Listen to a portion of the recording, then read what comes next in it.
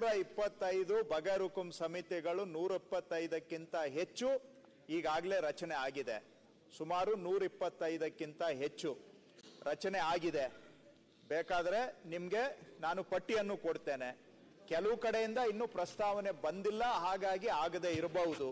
ಎಲ್ಲ ಜಿಲ್ಲಾಧಿಕಾರಿಗಳಿಗೆ ನಾನು ಸೂಚನೆ ಕೊಟ್ಟಿದ್ದೇನೆ ಪ್ರಸ್ತಾವನೆ ಕೊಡಿ ಅಂತ. ಬಂದಿದ್ರ ಪೈಕಿ ಒಂದು 125ಕ್ಕಿಂತ ಹೆಚ್ಚು ರಚನೆ ಮಾಡಿದ್ದೇವೆ. ಲ್ಯಾಂಡ್ ಟ್ರಿಬ್ಯುನಲ್ ಕೂಡ 60ಕ್ಕಿಂತ ಹೆಚ್ಚು, ಸುಮಾರು 70ಕ್ಕಿಂತ ಹೆಚ್ಚು ಆಲ್ರೆಡಿ ರಚನೆ ಆಗಿದೆ ಕಾನ್ಸ್ಟಿಟ್ಯೂಟ್ ಮಾಡಿದ್ದೇವೆ. ಬ್ಯಾಲೆನ್ಸ್ ಇರೋದು ಕೂಡ ಪ್ರಪೋಸಲ್ ಬಂದ ಕೂಡಲೇ ಮಾಡ್ತಾ ಇದ್ದೇವೆ. ಪ್ರಪೋಸಲ್ ತರಿಸ್ಕೊಂಡು ಕೂಡ ಮಾಡ್ತಾ ಇದ್ದೇವೆ. ಇನ್ನ ಸರ್ವೇದು ತಾವು ಹೇಳ್ದಂಗೆ ಈಗ ಕಾಲ್ ಅಟೆನ್ಷನ್ ಅಲ್ಲಿ ಎಲ್ಲೆಲ್ಲೋ ಹೋಗ್ಲಿಕ್ಕೆ ನಾನು ಬಯಸೋದಿಲ್ಲ. ನೀವು ಹೇಳಿದ ಎಲ್ಲ ಸಮಸ್ಯೆಗಳು ಗಮನದಲ್ಲಿದೆ. ಅದು ಇವತ್ತು ನಾಳೆಗೆ ಆಗೋ ಕೆಲಸ ಅಲ್ಲ. ಹಿಂದೆ 20-30 ವರ್ಷದಿಂದ ಯಾರು ಅದನ್ನ ಸರಿಯಾಗಿ ಅಲ್ಲಿ ಇಲ್ಲಿ ಸ್ವಲ್ಪ ಪ್ರಯತ್ನ ಮಾಡಿದ್ದಾರೆ ಬಿಟ್ರೆ ಇವುಗಳನ್ನೆಲ್ಲ ವಿಲೆ ಮಾಡುವಂತ ಪ್ರಯತ್ನ ಮಾಡಿಲ್ಲ. ಈಗ ನಾವು ಇರೋ ಸಮಸ್ಯೆಗಳನ್ನೆಲ್ಲ ಎಳೆದು ಮೇಲೆ ಹಾಕೊಂಡು ಇವತ್ತೆಲ್ಲ ಒಂದು 3 ವರ್ಷಕ್ಕೆ 4 ವರ್ಷಕ್ಕೆ 5 ವರ್ಷಕ್ಕಾದ್ರೂ ಸಾಲ್ವ್ ಮಾಡಬೇಕು ಅನ್ನೋ ಟ್ರ್ಯಾಕ್ ಅಲ್ಲಿ ಇದ್ದೇವೆ. ಸಿಬ್ಬಂದಿಯ ವಿಷಯವನ್ನು ನಾವು ತಗೊಂಡಿದ್ದೇವೆ. ಸಿಬ್ಬಂದಿಯನ್ನ ನೇಮಕ ಮಾಡೋದಾಗ್ಲಿ, ಹೊಸ ಸಿಬ್ಬಂದಿಗೆ ಪೋಸ್ಟ್ ಕ್ರಿಯೇಟ್ ಮಾಡೋದಾಗ್ಲಿ, ಹಾಗೂ ಅಷ್ಟೇ ಅಲ್ಲ ಮಾಡರ್ನ್ ಸರ್ವೆ ಎಕ್ವಿಪ್ಮೆಂಟ್ ಕೊಡೋದಕ್ಕೂ ಕೂಡ ಆಲ್ರೆಡಿ ಟೆಂಡರ್ ಮಾಡಿದ್ದೇವೆ. ಸೊ ದಟ್ ಇರೋರ್ ಕೈಲಿ ಬೇಗ ಕೆಲಸ ಮಾಡಿಸ್ಬೋದು. ಸೊ ಎಲ್ಲ ಆಯಾಮದಲ್ಲೂ ಇನ್ಫ್ರಾಸ್ಟ್ರಕ್ಚರ್, ಹ್ಯೂಮನ್ ರಿಸೋರ್ಸ್ ಮತ್ತು ಇದನ್ನ ಒಂದು ಆಂದೋಲನ ಮಾದರಿಯಲ್ಲಿ ಮಾಡುವಂತಹದ್ದು ಎಲ್ಲ ಆಯಾಮದಲ್ಲೂ ವಿಚಾರ ಮಾಡ್ತಾ ಇದ್ದೇವೆ. We are on the job. Krishna ಅವರೇ, ಒಂದೇ ನಿಮಿಷ. ಕೃಷ್ಣ ಅವರೇ, ಸುಬ್ಬಾರೆಡ್ಡಿ ಅವ್ರು ಕೇಳಿರೋದು ಪ್ರಶ್ನೆ ಇದು. ನೀವು ಹೇಳಿದ್ರಿ 20 ವರ್ಷದಿಂದ ಇದು ಮಾಡಕ್ಕಾಗಿಲ್ಲ ಅಂತ. ನಾನು ರೆವಿನ್ಯೂ ಮಿನಿಸ್ಟರ್ ಆಗಿದ್ದೆ 4 ವರ್ಷ. ನೀವು ಹೇಳಿದ್ರಿ ಅವ್ರಿಗೆಲ್ಲ ಆಗೋಯ್ತು ಅಂತ ತಿಳ್ಕೊಂಡಿದ್ದಾರೆ.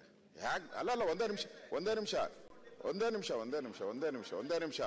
ಮೊದಲು 1 to 5 ಅಂತ ಮಾಡೋರು.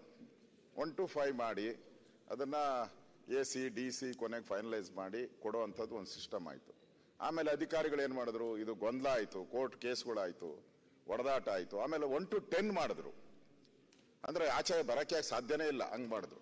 ಮತ್ತೆ ನಾನು ರೆವಿನ್ಯೂ ಮಿನಿಸ್ಟರ್ ಆಗಿದ್ದಾಗ ಮತ್ತೆ ಕ್ಯಾನ್ಸಲ್ ಮಾಡಿ ಕೋಲಾರದಲ್ಲೇ ನಾನು ಭೇಟಿ ಮಾಡಿದಾಗ ಈ 1 to 10 ಆದ್ರೆ ಈ ಜನ್ಮದಲ್ಲಿ ಆಗಲ್ಲ ಅಂತ ಮತ್ತೆ 1 to 5 ಮಾಡಿ ಆದಷ್ಟು ಬೇಗ ಮಾಡಿ ಅಂದ್ರೆ ನೀವು ಹೇಳಿದ್ರಿ ಎಲ್ಲರಿಗೂ ಆವಡ್ತತೆ ಇನ್ನಷ್ಟು ಅಂತ. ಹೆಂಗ್ ಮಾಡ್ತೀರಾ? ಈಗ ಒಂದು 100 ಎಕರೆ ಇದ್ರೆ 200 ಎಕರೆ ಕೊಟ್ಟಿರ್ತಾರೆ. ಒಬ್ಬೊಬ್ಬ ತಹಸೀಲ್ದಾರು ರಿಟೈರ್ಡ್ ಆದವನು ಸೀಲ್ ಹೊಡೆದು ಕೊಟ್ಟವನೆ. ನಾನು ಇಲ್ಲೇ ದೊಡ್ಡಬಳ್ಳಾಪುರದಲ್ಲೇ ಒಂದು ಕೇಸ್ ಆಗಿತ್ತು. ಮೈನ್ ರೋಡಲ್ಲೇ ಒಂದು ಕೇಸ್ ನನ್ನ ಹತ್ರನೇ ಬಂದಿತ್ತು. ಒಬ್ಬ ಒರಿಜಿನಲ್ ಗ್ರಾಂಟಿ ಇದ್ದಾನೆ, 1918 ಗ್ರಾಂಟ್ ಆಗಿದೆ. ಇನ್ನೊಬ್ಬ 2000 ಗ್ರಾಂಟ್ ಆಗಿದೆ. ಪೊಸಿಷನ್ ಅಲ್ಲಿ 2000 ಇದ್ದಾನೆ, ಹಿಂದೆ ಇದ್ದವನು ಇಲ್ಲೇ ಇಲ್ಲ. ಇಬ್ರು ಬಂದಿದ್ರು. ಏನ್ ಮಾಡ್ಬೇಕದು? ಏನ್ ಮಾಡಕ್ ಆಗ್ಲೇ ಇಲ್ಲ ನಮ್ಮ ಕೈಲಿ. ಕೊನೆಗೂ ಕಾನೂನು ತೊಡಕಿದೆ. ಇದರಿಂದ ಆಚೆ ಬರಕ್ಕೆ ನಾನು ಪ್ರಯತ್ನ ಮಾಡಿದೆ. ಕೊನೆಗೆ ಏನ್ ಮಾಡಿದೆ, ಯಾರು ಫಸ್ಟ್ ಕಮ್ ಫಸ್ಟ್, ಯಾರು ಮೊದಲು ಗ್ರಾಂಟ್ ಆಗಿರ್ತೋ ಅವ್ರಿಗೆ ಅಂತ ಯೋಚನೆ ಮಾಡಿ ನಮ್ಮ ಅಧಿಕಾರಿಗಳನ್ನೆಲ್ಲ ಸಭೆ ಮಾಡಿದೆ. ಕೊನೆಗೆ ಆಗ್ಲೇ ಇಲ್ಲ. ಅವ್ರು ಹೇಳಿದ್ರು ಹಿಂಗ್ ಮಾಡಕ್ಕಾಗಲ್ಲ ಸರ್, ಕೋರ್ಟ್ಗೆ ಹೋದ್ರೆ ಅವ್ನ ಪೊಸಿಷನ್ ಎಲ್ಲಾರು ಇದ್ದಾನೆ ಅವನಿಗೆ ಕೊಡ್ಬೇಕು ಅಂತ ಹೇಳ್ತಾರೆ. ಇದು ಕಾನೂನಾತ್ಮಕವಾಗಿ ಬಹಳ ಗೊಂದಲ ಇದೆ. ನೀವು ಹೇಳ್ದಂಗೆ ನೀವು ಮಾಡಕ್ಕಾಗಲ್ಲ. ಇದಕ್ಕೆ ಹೊಸದಾಗಿ ಏನಾನ ಒಂದು ಕಾನೂನು ತರಬೇಕು. ಯಾಕಂದ್ರೆ ಗ್ರಾಂಟೀಸು ಒಂದೇ ಸರ್ವೆ ನಂಬರ್ಗೆ ಒಂದೇ ಏರಿಯಾದಲ್ಲಿ 1 2 3 ಜನ ಆಗಿದ್ದಾರೆ. ಈಗ ಬೆಲೆನೂ ಜಾಸ್ತಿ ಆಗಿದೆ, ಕೋರ್ಟ್ಗೆ ಹೋಗ್ತಾರೆ ಎಲ್ಲರೂ. ನೀವು ಯಾರಿಗೂ ಒಬ್ಬನಿಗೆ ಅಲರ್ಟ್ ಆದ ತಕ್ಷಣ ಇನ್ನೊಬ್ಬನ ಕೋರ್ಟ್ಗೆ ಹೋಗ್ತಾರೆ.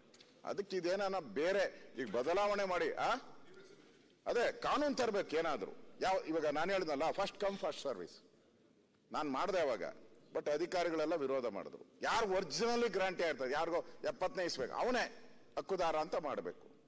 ಈ ತರ ಏನಾನ ಒಂದು ಡಿಸಿಷನ್ ತಗೊಳಕ್ಕೆ ಮಾಡಿದ್ರೆ ಮಾತ್ರ ಆಗೋದು. ಆ ತರದೇನೋ ಡಿಸಿಷನ್ ತಗೊಂಡ್ರೆ ಆಗುತ್ತೆ. ಇಲ್ಲ ಅಂದ್ರೆ ನೀವು 1 to 5 ಅಂದ್ರೆ ತಿರುಗಿದ ಆಗೋದೇ ಇಲ್ಲ. ಅದಕ್ಕೆ ಅದ್ರ ಬಗ್ಗೆ ಯೋಚನೆ ಮಾಡಿ ಯಾರು ಮೊದಲ ಅಲಾಟ್ ಇರ್ತಾನೋ ಅವ್ನಿಗೆ ಮಾಡಬೇಕು, ಇಲ್ಲ ಯಾರು ಪೊಸಿಷನ್ ಅಲ್ಲಿ ಇರ್ತಾನೋ ಅವನಿಗೆ.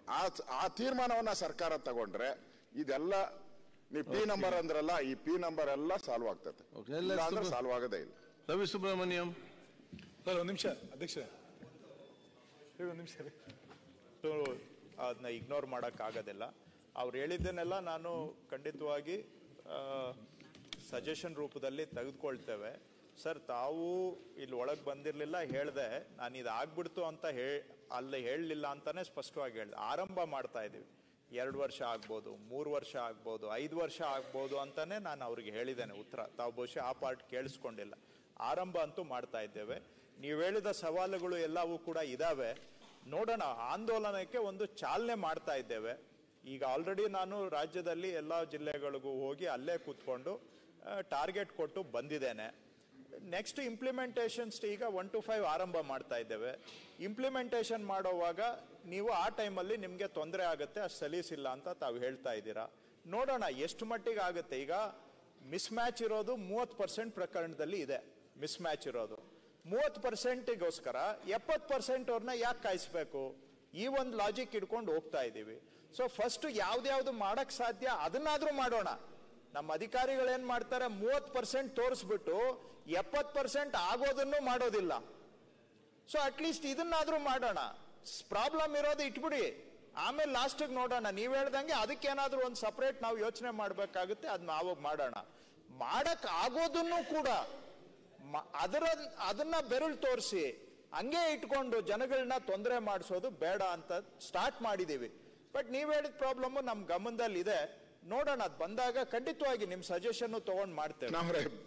ಇದೆಲ್ಲ ನಾನು ಪ್ರಯತ್ನ ಮಾಡಿದೀನಿ, ಬಿಡಲ್ಲ. ಈಗ ಯಾವ್ದೋ ಒಂದು 10 ಎಕರೆ ಯಾವ್ದೋ ಒಂದು ಪೊಸಿಷನ್ ಅಲ್ಲಿ ಇರುತ್ತೆ, ಅವನ್ ಕೋರ್ಟ್ಗೆ ಹೋಗ್ತಾನೆ.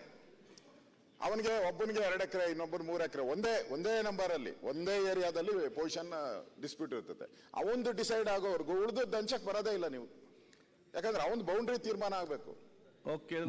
ನೋಡಿದೀನಿ. ಅದಕ್ಕೋಸ್ಕರ ಫಸ್ಟ್ ಕಮ್ ಫಸ್ಟ್ ಸರ್ವಿಸಾ ಇಲ್ಲ ಪೊಸಿಷನ್, ಇವೆರಡು ತೀರ್ಮಾನ ಮಾಡಿದ್ರೆ ಸರ್ಕಾರ ಒಂದು ದೃಢ ನಿರ್ಧಾರ ಮಾಡಿ ಇದು ಸಾಲ್ವ್ ಆಗ್ತದೆ. ಇಲ್ಲ ಅಂದ್ರೆ ಇದು ಕಷ್ಟ ಅಂತ ನನ್ನ ಸಲಹೆ ಅಷ್ಟೇ. ಮಾನ್ಯ ಅಧ್ಯಕ್ಷೆ, ಈ ಪ್ರಶ್ನೆಗೆ ಸಂಬಂಧಪಟ್ಟಿದ್ದಲ್ಲ, ನೀವು ಇಂಟರ್ವ್ಯೂನ್ ಆಗಿ ಅಕ್ರಮ ಸಕ್ರಮದ ಬಗ್ಗೆ ಉಲ್ಲೇಖ ಮಾಡಿದ್ರಿ. ಬಗರುಕುಂ ಸಮಿತಿಗಳನ್ನ ಸಾಕಷ್ಟು ತಾಲೂಕುಗಳಲ್ಲಿ ಆಗಿದೆ. ಈಗ ಒಂದು ಹೊಸ ಆಪ್ ಅನ್ನ ನೀವು ಡೆವಲಪ್ ಮಾಡಿದ್ರಿ ಇದಕ್ಕೆ ಸಂಬಂಧಪಟ್ಟಂತೆ. ಬಗರುಕುಂನಲ್ಲಿ ಯಾರ್ಯಾರು ಅರ್ಜಿ ಇದೆ ಅವರೆಲ್ಲರೂ ಕೂಡ ಆಪ್ಗೆ ಬಂದವರು ಅಲ್ಲಿಂದ ಆದ ನಂತರ ಬರಬೇಕು ಅಂತ. ನಿಮ್ ಸರ್ವೇಯರ್ಸ್ ಮತ್ತು ವಿಎಗಳು ಹೋಗ್ತಾ ಇಲ್ಲ ಸ್ಪಾಟ್ ಅಲ್ಲಿ ಹೋಗಿ ಅದಕ್ಕೆ ತಮ್ಮ ಕೊಟ್ಟು ಬರಬೇಕು ಅಂತ ನಿಮ್ ಆಗಿದೆ. ಒಳ್ಳೆ ಪೈಲಟ್ ಪ್ರೋಗ್ರಾಮ್, ಅದು ನಿಶ್ಚಿತವಾಗಿ ಒಳ್ಳೇದಾಗುತ್ತೆ. ಬಟ್ ಅದನ್ನ ಸ್ಪೀಡ್ ಅಪ್ ಅಧಿಕಾರಿಗಳು ಮಾಡಲಿಲ್ಲ ಅಂದ್ರೆ ನಾವು ಸಮಿತಿ ಮೀಟಿಂಗ್ ಮಾಡ್ಲಿಕ್ಕೆ ಆಗ್ತಿಲ್ಲ. ನಾವು ಇಲ್ಲಿ ತನಕ ಕಮಿಟಿಯಾಗಿ 2 ತಿಂಗಳಾದ್ರೂ ಸಮಿತಿ ಮೀಟಿಂಗ್ ಮಾಡಲಿಲ್ಲ. ನಿಮ್ದು ಯೋಚನೆ ಚೆನ್ನಾಗಿದೆ, ಅದು ನಾನು ಅಭಿನಂದಿಸ್ತೇನೆ. ಅದನ್ನ ಸ್ಪೀಡ್ ಅಪ್ ಮಾಡಲಿಲ್ಲ ಅಂದ್ರೆ ಅಟ್ಲೀಸ್ಟ್ ತಿಂಗಳಿಗೆ ಒಂದು 25 ಫೈಲ್ ಆದ್ರೂ ಇಡಬೇಕಲ್ಲ ನಾವು. ಆ ಪ್ರಯತ್ನಕ್ಕೆ ಸ್ವಲ್ಪ ಅಧಿಕಾರಿಗಳಿಗೆ ನೀವು ಸ್ವಲ್ಪ ಬಿಗಿ ಮಾಡೋದು ಒಳ್ಳೇದು. ಅವ್ರು ಹೇಳಿದ್ದು ಸಂಪೂರ್ಣವಾಗಿ ನಾನು ಒಪ್ತೇನೆ. ಅವ್ರಿಗೆ ತಿಂಗಳಿಗೆ ಇಷ್ಟು ಫೈಲ್ ಅನ್ನ ಕಮಿಟಿಯಲ್ಲಿ ಇಡ್ಲೇಬೇಕು ಅಂತ ಟೇಬಲ್ ಹಾಕಿಸ್ಬಿಟ್ಟು DC ಇಂದ ಆದೇಶ ಹೊರಡಿಸಿ, ಆ ಆದೇಶವನ್ನ ನಾವು ತಗೊಂಡು ನಾನೇ ರಿವ್ಯೂ ಮಾಡ್ತೇನೆ. ಆ ತಿಂಗಳಿಗೆ ಎಷ್ಟು DC ಟಾರ್ಗೆಟ್ ಕೊಟ್ಟಿದ್ದಾರೆ ಅಷ್ಟು ಫೈಲ್ ಅನ್ನ ಇಡಬೇಕು. ನನ್ಗೊಂದು ಸ್ವಲ್ಪ ಒಂದು ತಿಂಗಳು ಟೈಮ್ ಕೊಡಿ. ಅಷ್ಟೊತ್ತಿಗೆ ಎಲೆಕ್ಷನ್ ಬೇರೆ ಬರುತ್ತೆ. ಇದು ಏನ್ ಹೇಳಿದ್ರು ಇನ್ನು 2 ತಿಂಗಳು ಏನೂ ಆಗೋದಿಲ್ಲ. ಎಲೆಕ್ಷನ್ ಆದ ತಕ್ಷಣ ತಿಂಗಳಿಗೆ ಇಷ್ಟು ಫೈಲು ಶಾಸಕರ ಸಮಿತಿಗೆ ಬರಲೇಬೇಕು. ಅದನ್ನ ನಾನು ಮಾನಿಟರ್ ಮಾಡ್ತೀನಿ. ರವಿ ಸುಬ್ರಹ್ಮಣ್ಯಂ.